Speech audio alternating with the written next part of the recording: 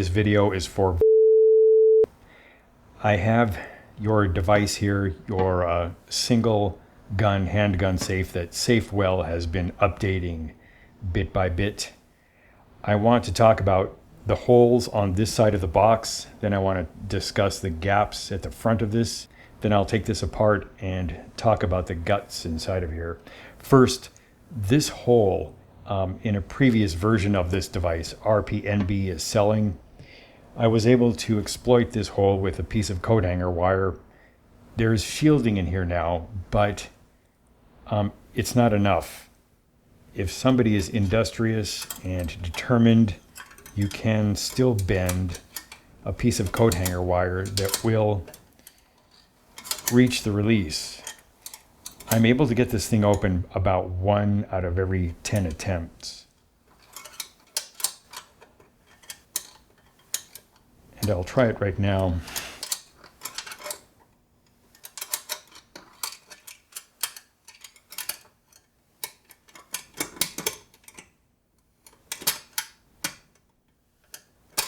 I'm actually very close to the release.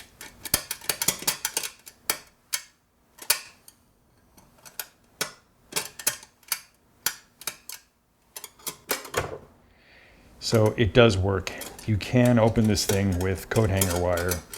In the previous product, I was able to reach in here with a toothpick, and it was a straight shot right to that button. Safewell has changed the battery compartment, which kind of obstructs access to that button slightly, but if you have a thin piece of metal shim like this, you can still reach in and find that button.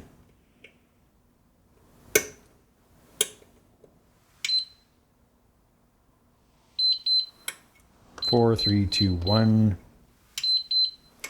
And that's it. I just changed the access code, so the default is no longer valid. There's the new access code. There is now shielding in the front of this, and I understand your concern. It does look like there's something of a gap around the latch piece. And if you do have a piece of metal shim like this, you can fit, I can shove this in right beside the latch, but I can't angle it over here to press that button. I can't do anything with it. And if I pull this out and try to go in on the other side, I can get in there. But again, I can't angle this over here to press the button. So I'm calling that shielding good. I want to talk about another issue though. The way this thing is designed, it has a weakness that is integrated into it. Normally when I compromise these things online, I might only talk about 1 or 2 or maybe 3 issues. And one of the issues I just haven't gotten into is this gap. There's a long gap along both sides of this door. And I can just push a screwdriver in here and insert a piece of coat hanger wire, rotate it up, slide it along the bottom of this housing, and again, reach that button. 1, 2, 3, 4. And I just reset the default access code. Safewell is going to have to find a way to cover up that button. It needs some kind of a threaded on cover, something to prevent access, because this device will always have great big gaps down both sides of the door. You can see the shielding that they've put on this now. It's this piece. It does double duty. The front of it is folded down to provide shielding at the front. I'll show you what I did with my piece of coat hanger wire. I reached in from the side, slid the wire over, and then got it hooked right in here, like that. What I did is I just jiggled that coat hanger wire around until I bumped the release wire or this piece right here. And that's all it takes.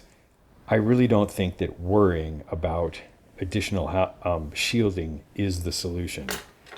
I really think they need to consider designing a piece of hardware that slides in here, hooks down, and then you can secure it in place with another one of these.